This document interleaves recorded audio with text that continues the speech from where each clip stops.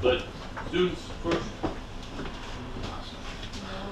Oh, come on now. No? Two questions later. Two questions whenever. Given time to think about it.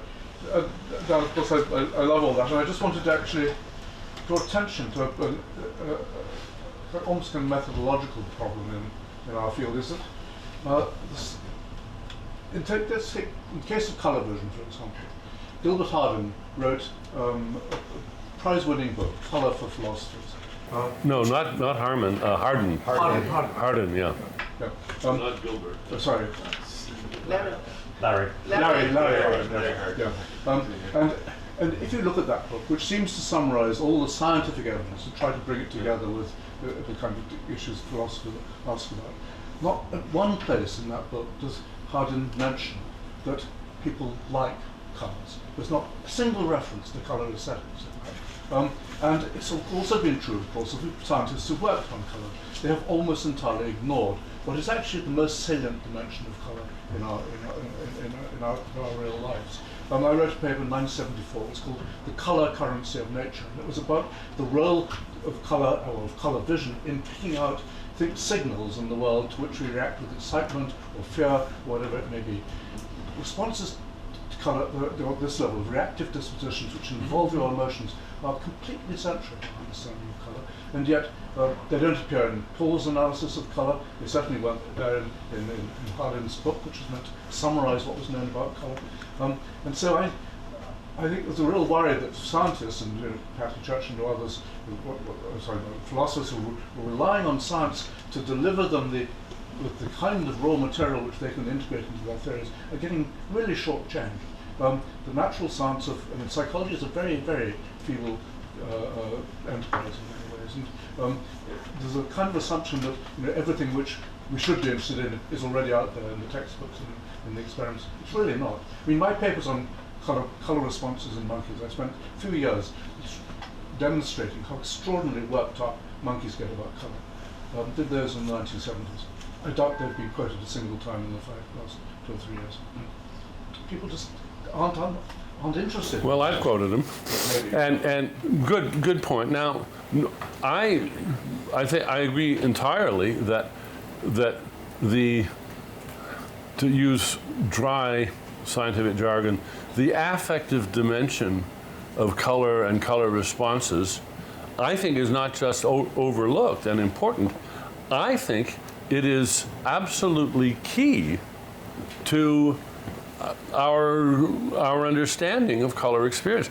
That's why I did my example of poor Mr. Clapgrass, the thought experiment about the man whose color qualia, well, are they inverted or not? Mainly, all of his affective reactions are inverted.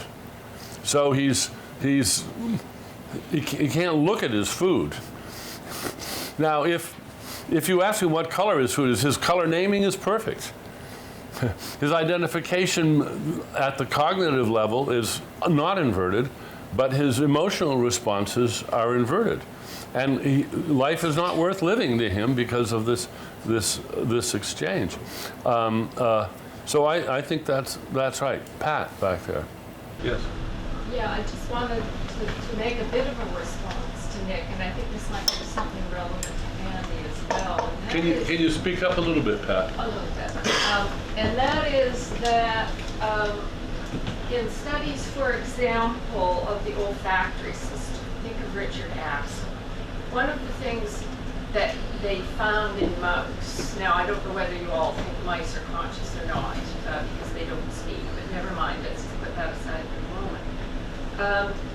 That Axel finds that there is a projection from the olfactory epithelium to the bulb and another one to another part of the bulb. And in the first part of the bulb, those are basically, those first order projections are kind of type innate responses. So there are approach and aversion responses that are tied to very specific smells that are there in the neonate mouse. And if you also record from affective centers, and let's, for the sake of argument, assume that affective centers involve called things like the nucleus accumbens and the amygdala, then there's already in place kind of affective responses to particular kinds of odors. So you might then ask about the secondary system, and that's the system that learns to associate and uses those basic connections from the first innate, so to speak, system to make qualitative judgments. And they're always going to be tied to motivational things. So there's a certain sense in which it's kind of no surprise that Mother Nature would use affect to guide responses and to guide attention. So I don't think that if you look closely at what we know of the neuroscience of these things, there's every kind of reason to expect that affect and motivation just roll out with the story. I think that works. I think that for olfaction, I think that's absolutely right. But you would find no copy lab in the world which is actually looking at affect. Maybe in the art schools they are. I don't know. I think, David, you had your hand up? Did you? Oh yeah, I was curious about the relationship between the two papers you gave us, the generally deflationary paper, which Andy is concentrated on, and the one on Jackendoff and the intermediate level theory. Because prima facie, you might have thought that someone with your deflationary instincts about consciousness would think that something like the Jackendoff question wasn't one we should take terribly seriously. Is consciousness just the intermediate level stuff, or is it the high level stuff? Well, suppose there's a fact of the matter there, is maybe to believe in the Cartesian theater or the finishing line, of what gets into consciousness. And in fact, if all there is a whole bunch of reactive dispositions, then either it's, you might have thought, either the dispositions are such that we've got enough reactive dispositions about high level stuff that we're going to very naturally find that inside the phenomenology, or maybe we're going to find a whole bunch of variation in reactive dispositions across people, so that Jesse finds a very austere phenomenology and someone else finds a highly non-austere phenomenology. In any case, you might think the question, say, between the Jackendoffian, the intermediate theory and the high-level theory on the deflationary view is not going to go terribly deep. Now, maybe that's not your attitude, so I'm just inviting you to say a little bit more about Good. what this is. And that's the importance of the word fringe, is that it's not a bright line. And in individual people, what's by intuitively directly introspectable is going to change. It's going to be different. Ray's point is that we make a big mistake if we put consciousness as the summit and think that all the most highly elaborated, semantically articulated analyses, that those are directly accessible. He says, no, they're not. They're doing the work.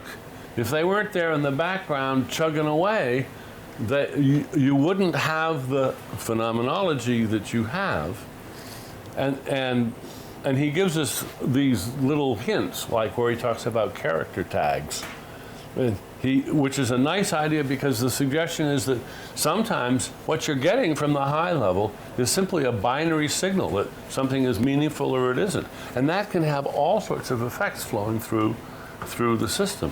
So again, let me put it together. Let me put the Ray point together with the point about actually I do that in the paper too. Why should this be? Because, as Chris Frith suggests, one of the roles of our conscious access is to give other people conscious access to our minds. When Ned talks about the phenomenal access consciousness distinction, which, as you know, I have no Ned Block, I have no love for. Whose access? It looks as if he's got a homunculus in there. We get rid of that bad homunculus, the homunculus sitting, the witness in the inner theater, and replace that witness with some second person person outside who's interrogating Ned or somebody else. And what Ned can tell that person is what Ned has access to. And it isn't an inner subsystem of the brain, except functionally. It's the sort of functional system that arises when you've got communicators. That doesn't mean that consciousness is all language, not at all, not at all.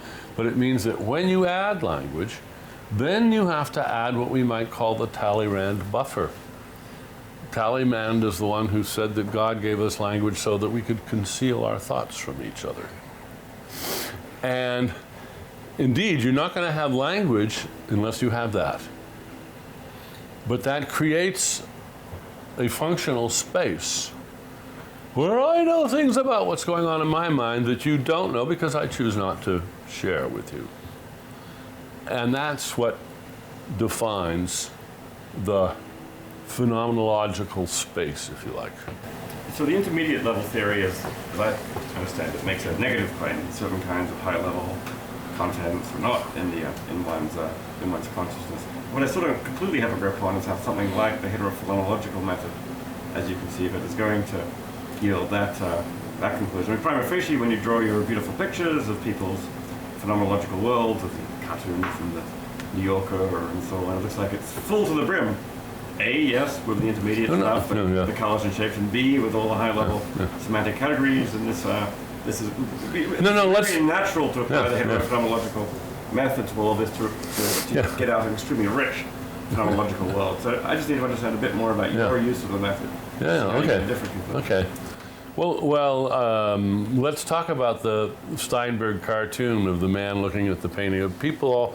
It's on the cover of Sweet Dreams, and I've got the slide here if anybody wants to see it. I'll show it later if need be. What's really neat about that slide is about that thought balloon, is that if you look and follow along, you can see the paths of association that are being done. And you've got Greenberg, Monteverdi, you learn a lot about the man's mind, about his knowledge of art and literature and language and so forth by seeing the sequence. Now, what I think Steinberg does there brilliantly is he shows you what's at the fringe, but it implies all the background stuff which the man isn't conscious of. He's not conscious of how he draws the association between poodle and bark. He's not conscious of how he draws the association between Braque and Baroque.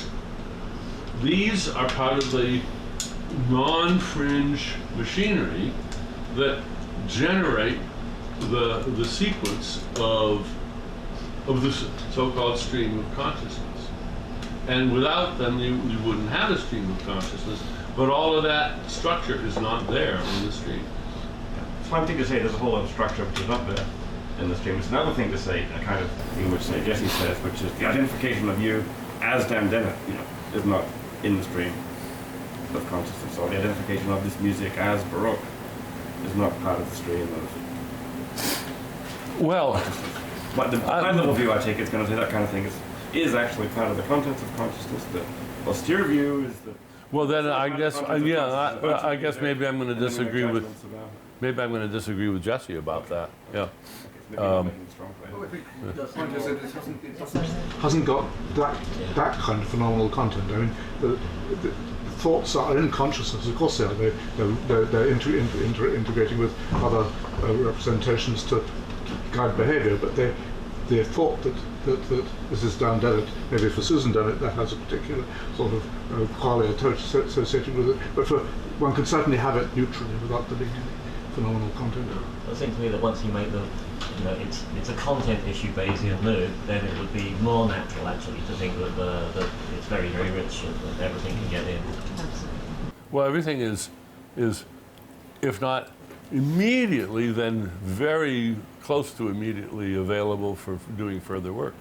And that falls out of the global workspace idea. Yeah, Dirk. Something that, in addition to your response to Andy on the need for expectations, it also has an important dialectical role to play in the conversation with, say, the knowledge argument, the conceivability argument. So if in any broadly illusionist picture, if you explain away qualia as illusions, the knowledge argument proponent can come back and say, well, what about those illusions? And try to run an argument against the knowledge argument against the illusions. At that point, you can tell an expectations of expectations story, which, I think is potentially powerful. Yeah, well, good, thanks. Oh, good. Well, first, Dimitri. No. Please. Well, during this conference we have different theories presented, and it seems that although there's always a mixture between theory and empirical part of the presentations, there's always a mixture, there's always a cocktail. It seems to be that some of the theories were more philosophically grounded, and some were more empirically grounded. So it seems that, for instance, Besse's theory was more empirical, and you could easily envision a refutation of that theory. As to your theory and David's theory, it seems to be that the core of the theories are philosophical. So it's really hard to envision. I was trying to compare those theories, and I thought that maybe if, for instance, David was found himself in the world where nobody understood his arguments about qualia, he would actually find one interesting fact about the world, which was that everybody were zombies except David. So that would be an interesting finding. So I thought maybe if you found yourself in the world that's similar, where nobody would understand how you can not understand qualia, you would not find anything, any fact. You would just find that you are smarter than the rest of the people and you understand something that they, not yet understand. So my question is that, do you actually envision any, possible way of refutation of your views? And if you can you draft, just some hints about how that would look? Oh, yeah, very, very good, Dimitri, very good. In Consciousness Explained, at the end, I have the appendix for philosophers and the appendix for scientists.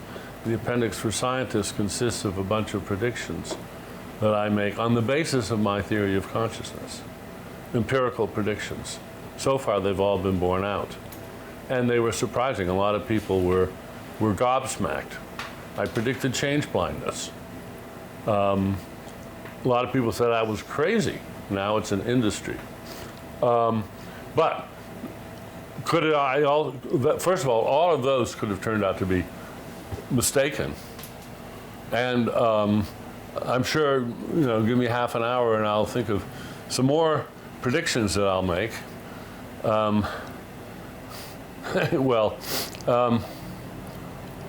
Let's see if I can just drum one up right now.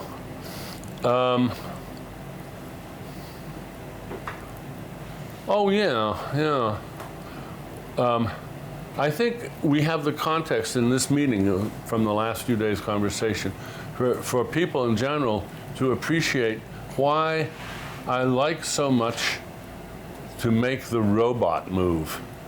To say, well, let's see if the very same issue can be articulated where we're not talking about human beings and human minds and human brains. We're talking about imaginable robots where we know that, there's no cards up their sleeve, there's no psionic forces, no, I would have said no proto-psychist phenomena. Robots, I think we understand causation in robots from the ground up. That's one of the great features of robots. Now, it falls out of my theory, and this is, I think, a point that Jesse was getting at, that consciousness is going to be a complexity level phenomenon. It's not going to need some basic molecular or submolecular or subatomic property as a part of the explanation. Well, one way of putting that is to say, there's no bar in principle to a conscious robot. You get enough of the complexities, enough of the structures there, enough of the functional interdependence, enough of the dispositions, and you're going to have a conscious robot. And of course, I maintain that's what we are. We're robots made of robots made of robots. We've got trillions of moving parts, unlike any existing robot, but that's what we are. Now, could that be falsified? I mean, could it turn out to be false? Yeah, but only, as it were, in I can imagine, sort of, somebody discovering that you just can't get a robot to, well, let's use Nick's example, to have supple and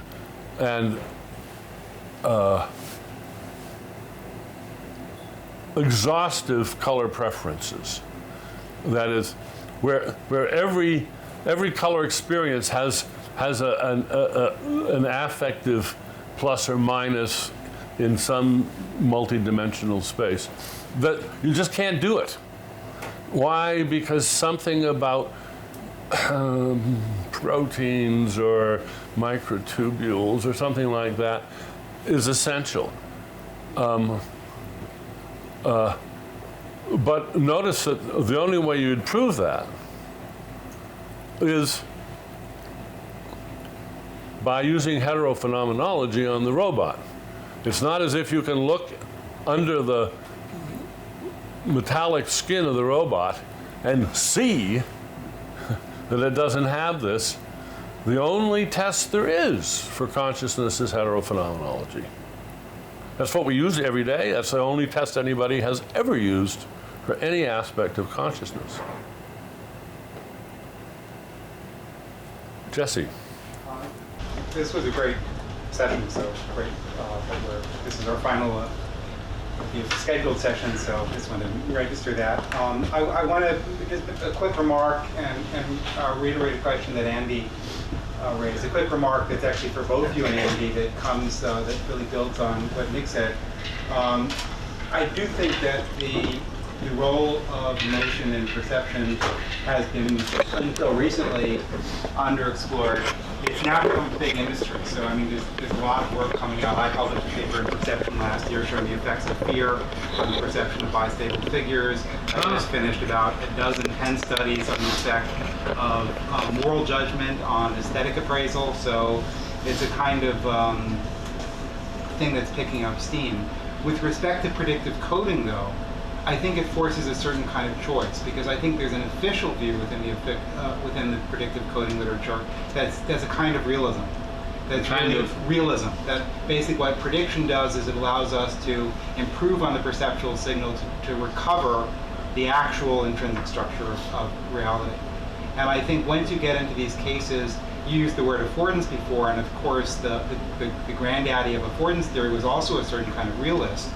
But I think there's a choice that needs to be made between a view of the affordances as showing a subjectivity of reality, that basically in making these evaluative, emotion-laden predictions that are dependent on our needs and uses, we aren't in fact creating reality more than recovering reality. So I think one kind of, I think that if that's true, a lot of the official presentations of predictive coding need to be re-examined, and I think your work suggests that. I think Andy's work is pushing in that direction very strongly. So that's just a remark. That's nice. Let me just say something back to you, see if this is a response. I'm not sure.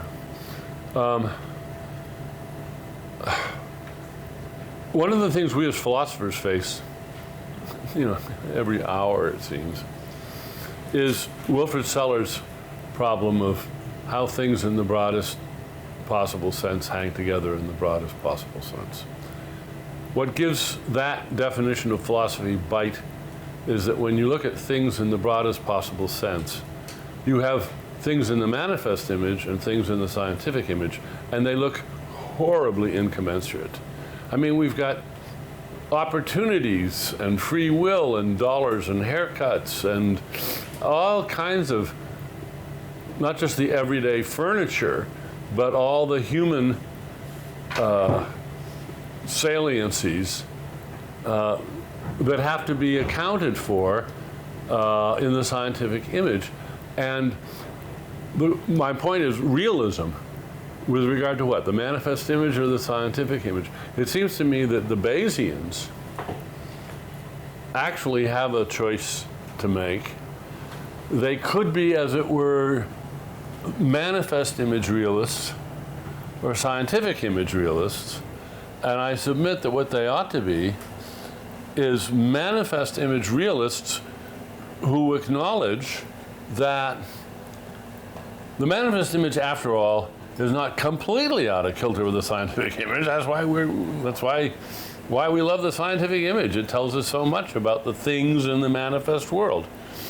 But that where push comes to shove, the Bayesian expectations, the predictions, are about, for every organism, about its Umwelt, its manifest image, not the scientific image. Good. Let me follow up on that instead of asking another question, because I mean this is not where I intended to go with that, but it's close to my heart lately. So one way in which one might push this kind of subjectivism is to say that, okay, let's reel back to Dan of the intentional stance, design stance, and physical stance. And think about that through the lens of realism, because I think a natural thing to say there is, well, intentions, they're a kind of notation scheme that's useful for us, but design and physical, that's reality. Then you're getting at reality.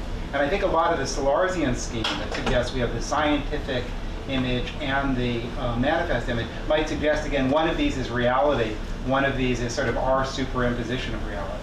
But notice he uses the word image, and notice you use the word stance. I also use the word pattern. And yeah, well, so right. So if you go back to your remarks on the actual ontology there, we can start to see that you bring up pattern in order to say that there's a certain kind of soft realism involved in the intentional stance. But why not reiterate this story for the other stances? That the so-called scientific image isn't sort of reality as it really is, but it's actually, it's a Quinian point, it's theory. It's our current way of describing, often driven by our own needs, reality through a certain kind of observational lens, instrumentation and theory and so forth. So I think this division between sort of the real world and the subjective world is probably not a very good one. Well, certainly I'm sympathetic to that claim. And as you were just talking now, I suddenly had that eyes starting to spin, dizziness ascending on me. Uh-oh, here comes heavy-duty industrial strength metaphysics, which yeah, no, it's the opposite. Which I always want to sort of back away from, mainly because I just don't think I understand what the rules are. I think just because you mentioned me when you were setting up the earlier thing there, just that I once you sort of put action into the equation and think that what you're doing is looking for the most minimal model that will drive the kind of action that is apt for a creature like you actually get a thing that doesn't look like the recovery of all of the structure that's out there in the world at all. And so in that sense, I think it's more like the kind of what I think you're calling the subjectivist. Yeah, but I mean, on this last point, action, that notion may need to be attenuated. So the suggestion here is that, if you look at somebody as attractive, attractiveness is as much a part of the visual world as anything. It's actually a kind of core case of something that's visually perceivable. But we don't think, like cuteness, we don't think that these are actually somehow in the stimulus. They're negotiation. It's kind of William James on this doctrine of pure experience. We create this through the combination. But likewise for the periodic table. I mean, so do you start to come to the classifications of science and realize that there's a lot of fiat that goes on. There's choice. We could have done this differently. So we come from, so the Russians in the room, there's been a big industry in Russia. Somebody comes from a town where they've been generating new elements. If the laboratory produces a new element, can you put it on the table? And if not, why not a merely possible element that nobody has ever yet produced, but they know that they could? Why not put every one of the possible combinations of atomic weights on the periodic table and just list, that kind of a virtual chemistry of possibility? Of course, some of the items on the periodic table exist as they do on the table regularly throughout nature. Others rarely exist, and we need to go through a lot of scientific sort of process to extrapolate them. So the thought is and so I don't know, is that action? Something about our needs, our desires, our interests, I think, is maybe the better construct to think about than physical activity. There's a connection there, but interest may be so emotion, interest, affect may be the ones that are really driving the predictive shift.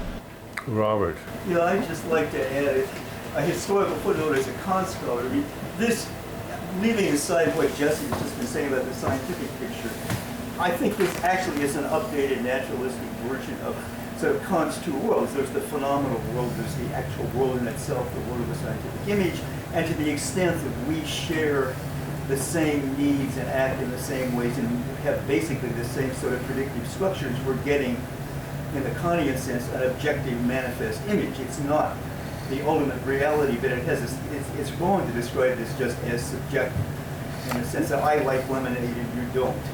There's a commonality. Yeah, I think. And it could be interactive. Yeah, if I'm getting your point, Robert, at least a point that I took from that, which I agree with, is that there's a sort of consensus subjectivity, species-wide or culture-wide, and there's different ones and different things that we share. And to call that subjective, there's a sense in which it's subjective. And it's a perfectly clear sense. It's not Searle's ontological subjectivity, because robots have subjectivity in this sense, absolutely obviously. So, so do insects. After all, von Uexküll's the wood tick was one of his examples that he did the Umwelt for. Dirk, did you? Somebody over here had a hand up, huh? Students? Yeah, Andy. I do have sort of remaining hand for all of it. Dan, you haven't yeah, Nick, you have discussed your suggestion at the end that we negotiate the contents of consciousness as part of a sort of social project, which, yes, I think that's certainly right. We're talking about certain aspects of certain parts of the way in which we talk about our minds. We certainly, free will, for example, or even memory or responsibility and so on, those things certainly would differ between cultures, and we would expect the way in which we structured the discourse to actually change even in our lifetime or as we move across continents. I don't yet, it would be very hard to believe that actually the greenness of that apple has been negotiated between me and everyone in this room, and that it would have been different if I'd been brought up in a culture which valued apples and valued. I know it's hard to believe, but I urge you to try. Well, I wrote 40 years ago that consciousness is a socio-biological product. The functions of consciousness is in order to allow us to negotiate common understanding of what's out there and what's in each other's minds. But even in cases of in ourselves, there's no evidence that anhedonia, for example, changes the quality, the clinical state. People just simply stop feeling pleasure in anything. There's no evidence that changes the colours of the world. There is. There are 2 studies showing it makes the world less saturated.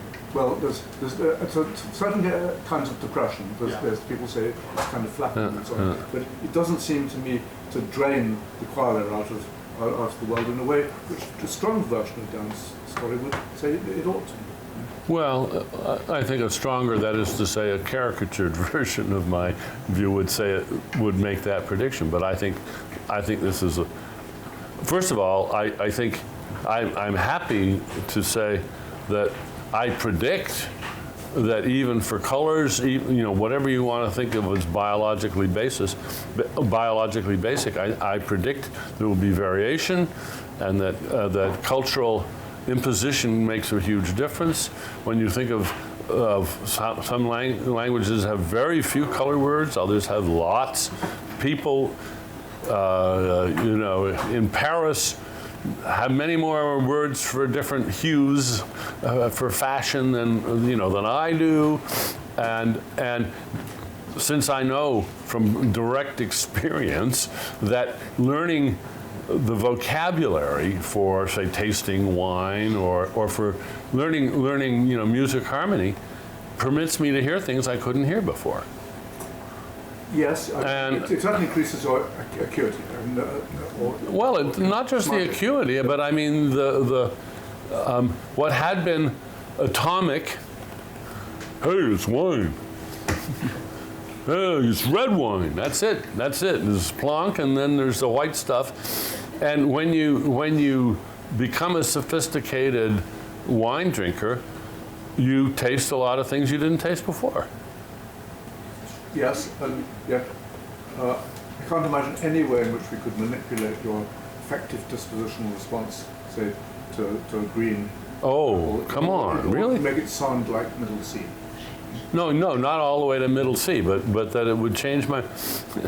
all you'd have to do is have me horribly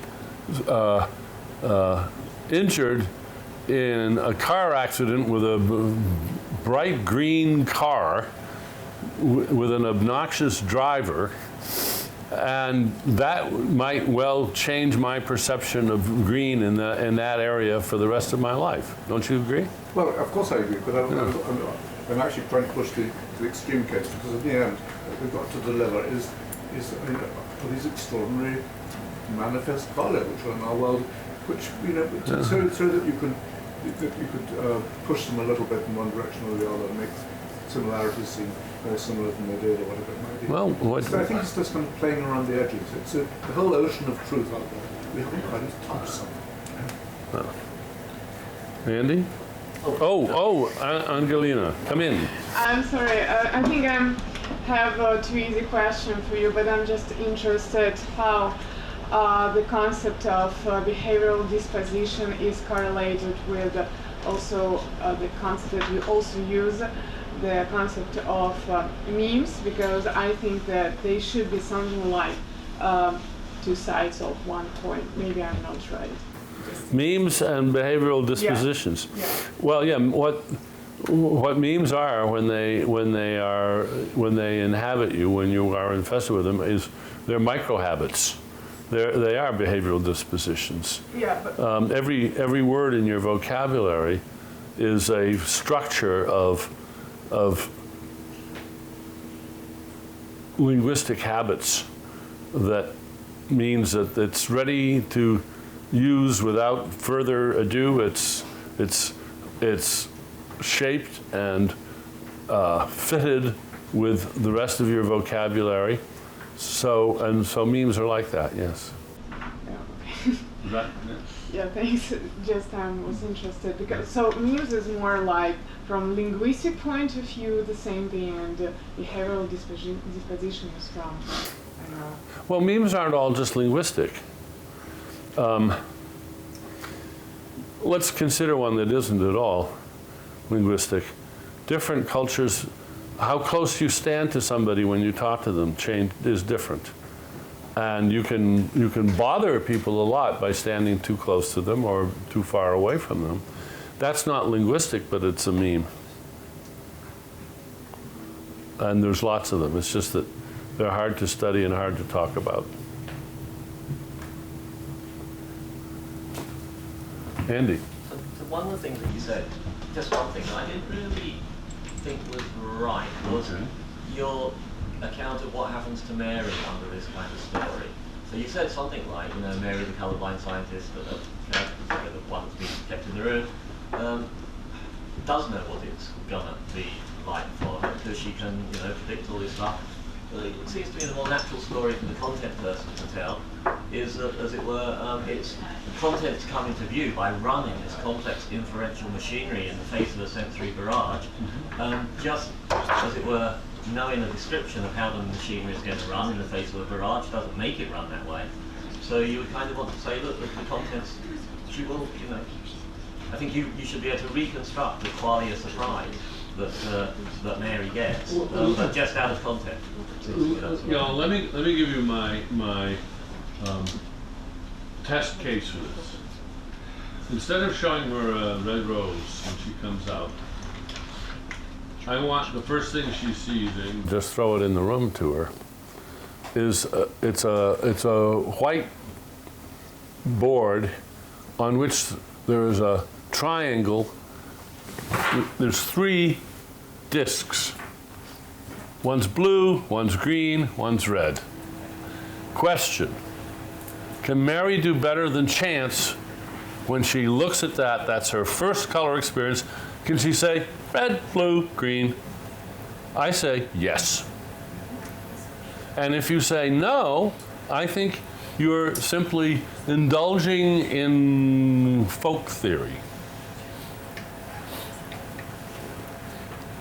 I don't know what we should. I mean, I don't know, maybe, I'm curious to know how many people think that that's, you know, as it were, strictly impossible or just unlikely? Truly possible. It's possible. And irrelevant. Why is it irrelevant? Because the question wasn't about her, you know, her abilities to identify or to discriminate. That's the opponent's view, which try to identify the relevant knowledge of what it's like with abilities to identify or to discriminate. The question was, before doing that, could she know what the seeing red was like?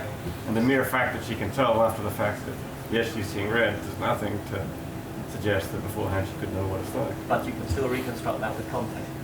I mean, Yeah. it's a content which you didn't appreciate. Yeah. Well, That's it.